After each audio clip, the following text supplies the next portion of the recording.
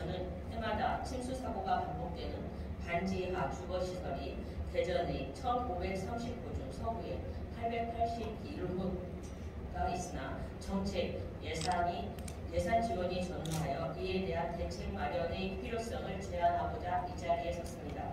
지난 8월 8일 서울 기상 관측 이래 최고량이 쏟아진 폭우로 전국의 반지하 주택이 침수되어 거주자 3명이 사망하는 사건이 일어났습니다. 반지하, 옥탑방, 도시원은 대한민국 주거 취약계층의 위태로운 주거 공간 현실을 적나라하게 드러내는 단어입니다.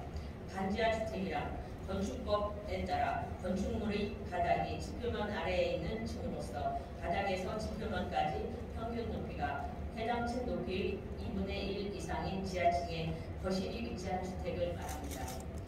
2022년에 개정된 건축법에서는 상습적으로 침수되거나 침수가 우려되는 지역에 건축하려는 건축물에 비하여 지하층 등 일부 공간을 주거용으로 사용하거나 거실을 설치하는 것이 부적합하다고 인정되는 경우에 건축심의위원회의 심의를 거쳐 건축 허가를 하지 아니할 수 있다고 규정하고 있습니다.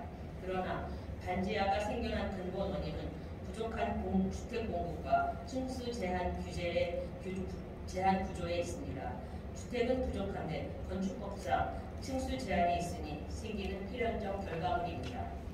반지하 주택은 침수로 인한 피해뿐 아니라 라돈으로 인한 피해나 소음, 환기, 체감 문제 등 열악한 주거 환경이라는 이유로 반지하 주택을 줄이고 시민들의 주거 환경 개선을 위한 정책들이 시행되어 주거복지 로드맵 2.0에서는 반지하 가구를 최저 주거 기준 미달 가구로 지정하여 공공임대주택 2주 지원 대상으로 지정하고 있습니다. 타 지자체에서는 반지하 거주 가구의 공공임대주택의 2주 지원 사업과 반지하 주거 환경 개선 집수리 지원 사업 등 다양한 반지하 주택 관련 정책이 시행 중입니다. 하지만 지난 2020년 정림동 아파트 수해 사고를 살펴보면 1층 세대는 계단 8칸을 내려가야 하고 건물 바닥에서 지표면까지 2분의 1 이상이 지하로 내려간 반지하 구조였습니다. 대전의 반지하는 침수 피해가 상대적으로 적은 구조라지만 주거 취약계층의 불안전한 주거 생활로 인한 정신적, 심리적 피해를 최소화할 수 있는 정책 마련의 필요성을 말씀드리고 싶습니다. 반지하 주택을 불법화하는 것은 위험한 결정입니다. 주거 비용이 높고 주택이 부족한 지역에 반지하 공간이 있다는 합법 여부와는 관계없이 반지하 주택이 형성될 가능성이 높기 때문입니다.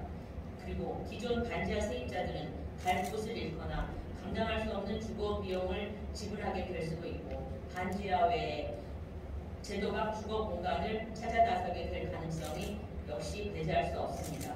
반지하 주택이 주거 용도로 사용하기 매우 열악한 환경이고 침수 위험이 높은 것은 직접적인 사망 사고를 유발할 수 있는 만큼 조속히 해결해야 할 문제입니다.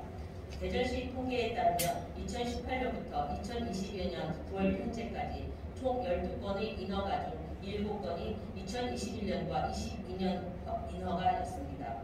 문제는 2020년 침수 사망 사고 발생에도 불구하고 여전히 반지하 주택 인허가가 허용되었다는 점입니다.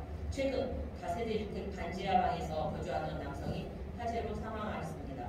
반지하방을 포함해 화재 경보 장치와 스프링클러 설치되지 않은 건물이었기 때문입니다. 가장 구성되어야 할 것은 열악한 반지하 주택의 시설을 제한하는 것이고 체감, 환기, 침수 위험 등을 고려하여 건축 제한 기준을 상세히 마련하는 것이 필요합니다. 또한 기존의 존재하는 반지하 주택을 주차장 또는 창고 등 공공시설로 전환하는 경우 건축주에게 인센티브를 주거나 지하층 증축을 허가해주는 등 반지하 주택의 수를 줄이는 한편 단열, 환기시설 등 리모델링을 지원하여 주거 환경을 개선하는 방안을 제안합니다. 그리고 반지하 주택 세입자에 대한 지원책으로는 반지하 거주민에게 공공임대주택으로의 주거 이전을 지원해주거나 청년주택 입주 기준 가점을 부여하는 등 반지하 세입자가 열악한 주거 환경을 바꿔나갈 수 있도록 하는 방안을 제안합니다. 열악한 주거 환경에서 침수나 화재로 더 이상의 희생자분들이 나타나지 않도록 반지하 세입자의 실제 거주 여부 파악과 함께 주거 환경 개선을 위한 정책 예산도 함께 뒷받침되어 반지하 주택 세입자의 주거 이전을 돕고 저소득층이 살만한 주거 시설을 확보하는 구체적인 대책 마련을 검토해 주시기 바랍니다. 이상으로 5분 자유 발언을 마치겠습니다. 끝까지 경청해 주셔서 감사합니다.